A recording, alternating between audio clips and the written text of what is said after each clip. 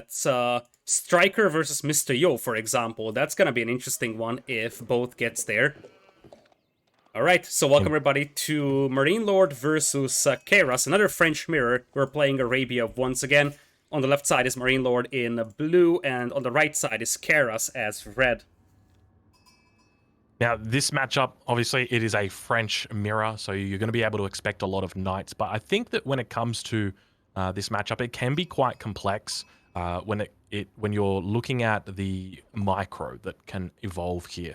So we've seen a number of different build orders starting to come out. The most common one that I would say is just really a 4 or 5 knight semi-fast castle, and then going up to the third age. And typically what you would see players do there is go up and then look to begin making arbitration.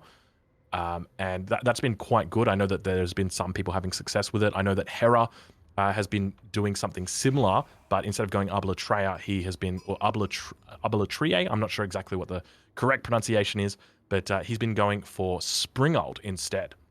Yes, that actually started being a thing. I saw a game, I think on Doubt's stream yesterday, where he played against the Russ, so it's somewhat different, but the Russ still play a Knights-heavy game.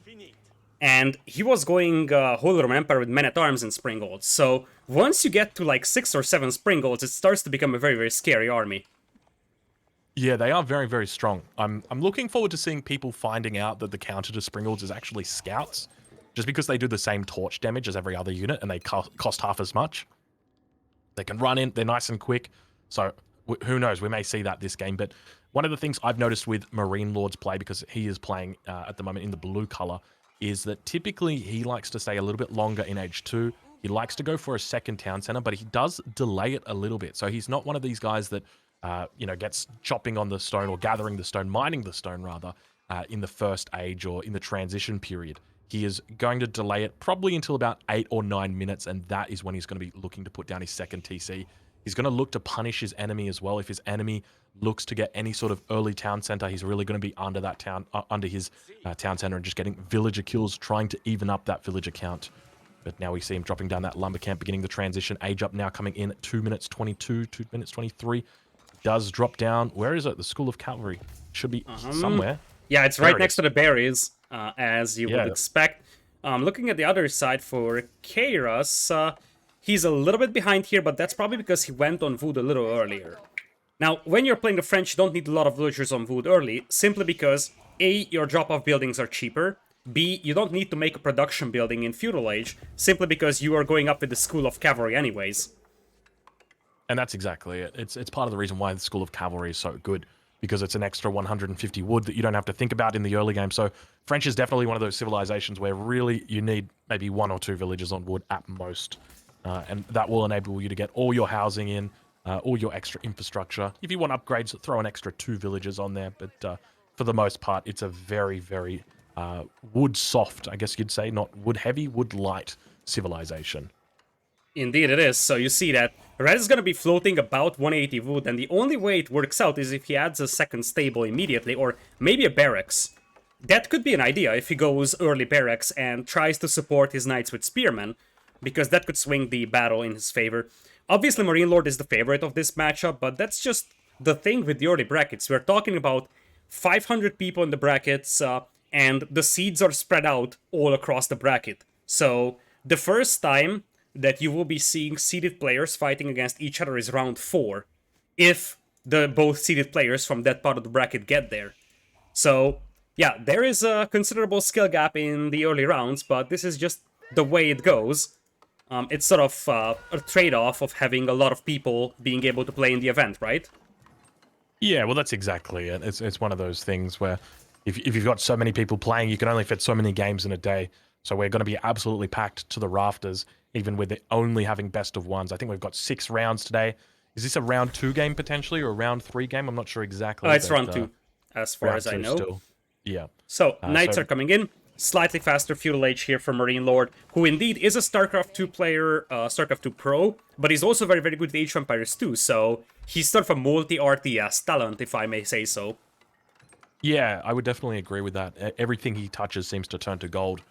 He's been, I think, sitting at #1 rank spot on the ladder for the past couple of days here. And now we're going to see Keiras heading up to the second age, training a couple knights and going to be dropping down that second stable, as you alluded to. So it is going to be a double stable opening. This is going to be right next to his town center as well, so pretty defensible spot. No real risk of this getting sieged down by rams or anything like that, just because of its position. And over on the mini-map, we can now see that knights are beginning to come out across the map. So the first knight is the key here. So this knight is going to control the tempo of the game. So one of the things that we're going to expect to see is that Keiras is going to look to defend with his own knights and try and block the charges of MarineLord's knights. But the difficult thing is that even if that knight gets through, because of chivalry and how strong chivalry is, it really doesn't even matter to him whether he takes damage on that knight. All he cares about is killing villagers. If he kills villagers, he's going to be fine. And a nice micro, by the way, by Keiras. He did a good job there, right there. What he was doing is that he was bringing in his scout to absorb the damage, because the scout is self-healing by default, so you just want to absorb the charge with your scout and then charge him with your own knight. As you see, a fast chivalry is coming in for a red player who, so far, has been doing pretty decently. He's at 23 vills, MarineLord is at 26, so there was some TC idle time here for red. But he will have 2 stables worth of production, plus chivalry quite early on, as MarineLord is looking to get a raid in.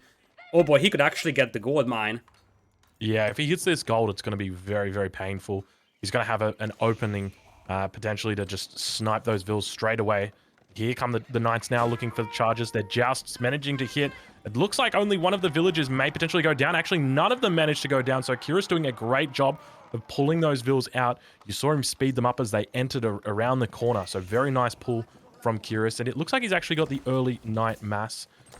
Neither player really looking to age up, but we do see MarineLord is now starting to gather stone. In the top left-hand corner of your screen, you'll see MarineLord's up to 140, 150 stone now.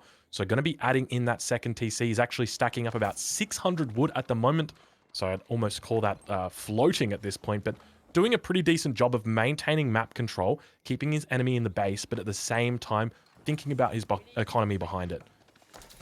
Yeah, I think the main problem here right now for Keiras is that he just wants to do too much. Double stable worth of production, plus a blacksmith, he just won't be able to afford it. You see, he has been struggling to produce villagers for a long time, and he's at 27 vills, MarineLord is already at 31. And it's not because Keiras lost a villager, it's because he just had town center idle time, so he needs to make up for that with the slightly better numbers, but he will have the numbers advantage, and he also has chivalry now, so there's definitely a window for him to do damage on MarineLord right now. Yeah, I definitely think if he was looking to do damage against a 2TC build, normally in a French mirror, a 2TC build, the way to counter it isn't actually with a ram, which is what people would often think. The best way to do it is to actually just raid your opponent to death. And you want to try and get as much damage. We actually see a little bit of bad pathing right there. MarineLord catching out Keiras' knights, one of them almost going to be dying. And Scout doing its best to chase away, and we see just how low that HP is. But MarineLord now going to be dropping that second town center on his forward hunt, which you can see it on the mini-map at the moment. Now Keiras going to begin healing up those knights, and we see them chasing each other away. Going to be heading towards the north of the map. Keep in mind that Keiras has dropped that blacksmith, so his knights are going to be doing +1 damage. When it comes to the actual mechanics of the knights and their interactions, I don't know whether that actually changes the amount of hits that are needed to kill an enemy knight. But you can see that there's 29 attack or 29 joust damage versus the 30 damage from Keiras.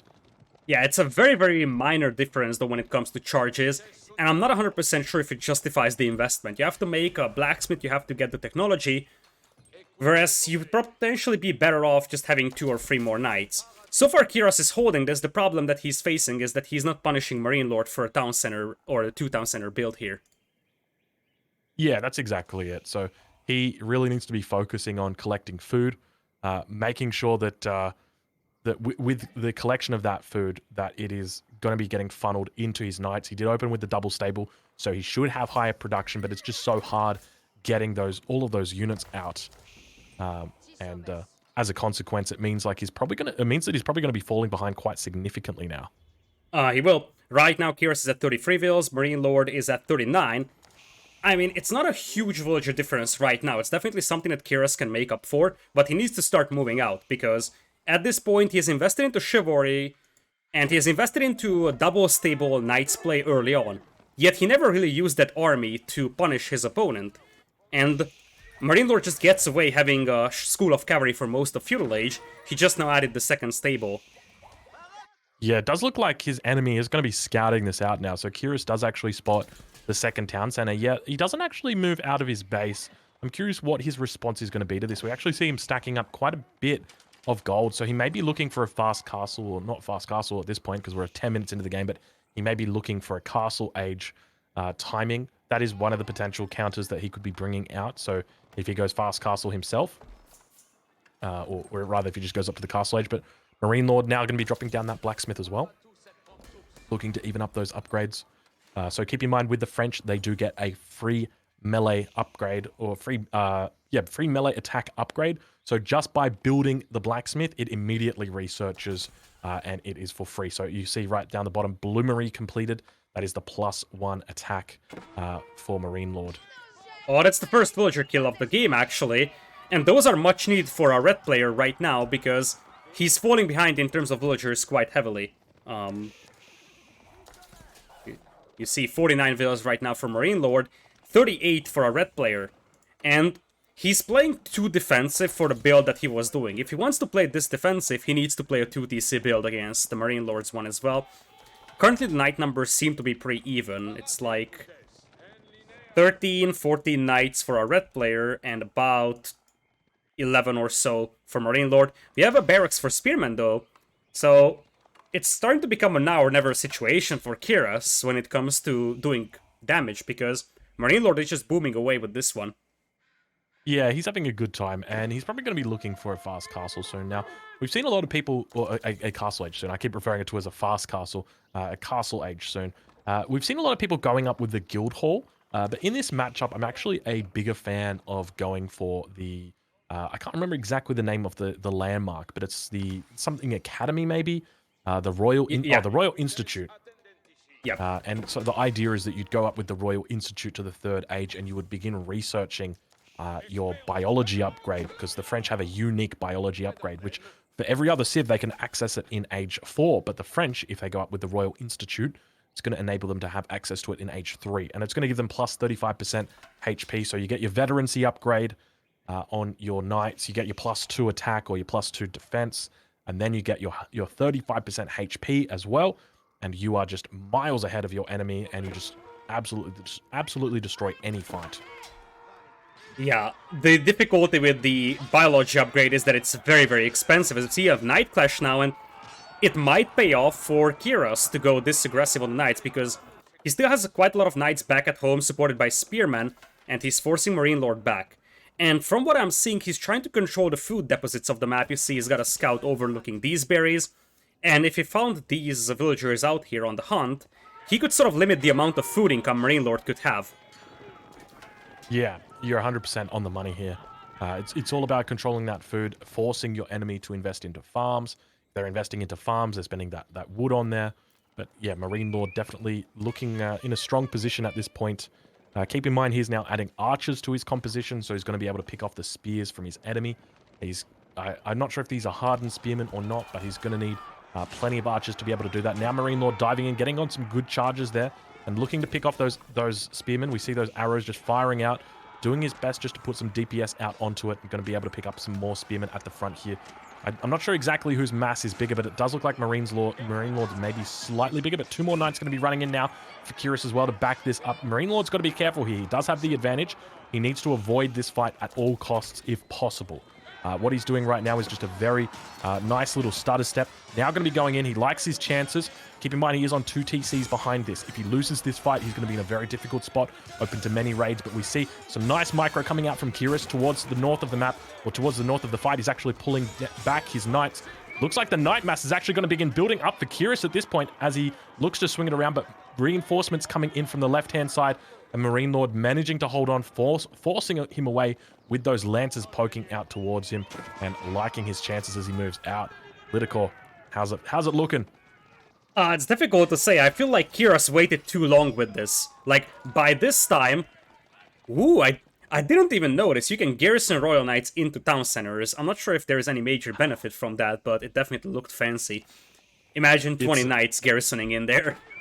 Yeah, there have been multiple games where I've had 20 archers garrison in my town center, and I didn't know that I had 20 archers garrison in my town center. I'm complaining about the archer numbers. I'm like, where are all my archers? Like, he's got such a bigger mass than me. But yes, they do go in there from just accidental right clicks towards the town center. So you don't even have to press a button. They will just go in by themselves. MarineLord now going to be moving out towards the north. Sorry, go on. I feel like right now MarineLord could be in trouble here, and I think Keiras has found the jackpot. This is the place to raid. And while MarineLord has a pretty decisive village lead, it's 77 villas versus 45, his eco is sort of all over the place, I would say. I wouldn't call this super balanced, and this is definitely raidable. Keiras seems to have a little bit more balanced eco as he's going for battering rams. I'm not necessarily a fan of that. I just feel like it's a big investment, and the problem for Keiras is not taking down buildings, it's taking down army, and those resources could be spent elsewhere. Yeah, you're 100% right. Especially in this matchup as well, the way that defensive French works, there's absolutely no way you're going to be able to keep those battering rams alive because the villagers get pulled out to siege the battering rams, the archers are going to pick off the spears, and the knights are going to meet the knights in battle, and the villagers are just going to be absolutely fine taking out the battering ram. So it becomes very difficult because as the offensive player in this matchup, it's rare that you're going to be making those archers, and normally you're going to be sticking to knights and spears. Yep, indeed. I feel like at this point, if Keiras just goes for maybe a third stable or potentially a second barracks for his spearman production, that would have been more valuable because he wants to force a decisive fight, and he had his scout around here on the left side, so he saw that there is 30 villagers on this screen right now, wide open for raiding. There's a lot of villagers. Has he actually spotted these out with the scout just yet? I think actually he did realize he initially saw it, didn't he?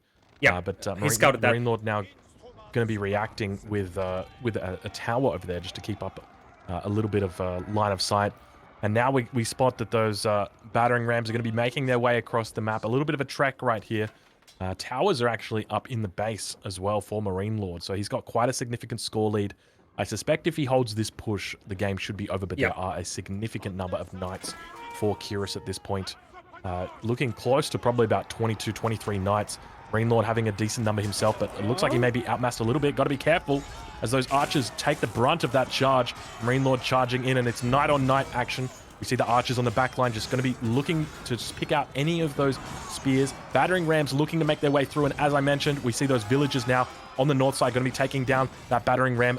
MarineLord looking pretty good at the moment. Archers continue to be doing that damage, and MarineLord looking to clean up here, forcing Keiras back.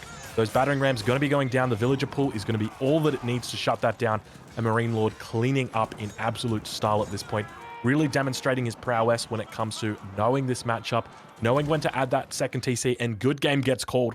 MarineLord takes the victory and heads on through to the third round.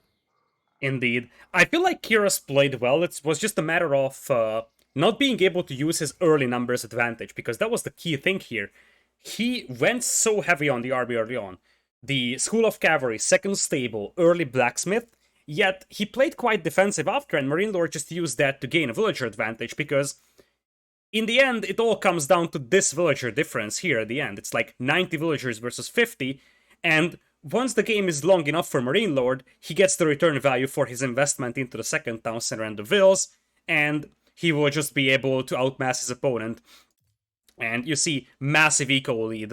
We're talking about 1,000 more gold, 1,000 more food, almost 2,000, so that was enough for MarineLord to just outmass his opponent in terms of numbers.